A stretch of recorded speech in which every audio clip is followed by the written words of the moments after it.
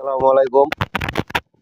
যে রোডের কাম করা হইছে, এই যে দেখুন কিরকম করা হইছে না হইছে, ছবি একটু কইবেন নাকি কাজ।